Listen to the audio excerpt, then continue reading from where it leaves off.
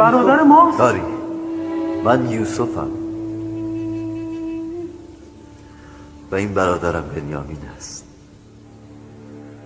همون که نمیخواستی جانشین پدر شود، جبه ولایت و کمربند نبوت را از پدر به ارث برد. آری من همان برادرم. خداوند بر من منت نهاده است. او اجر کسانی که تقوا داشته باشند و صبر پیشه کنند ضایع نمی کنند.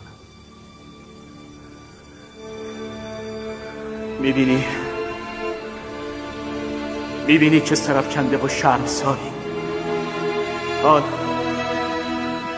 حال با ما چه خواهی کرد؟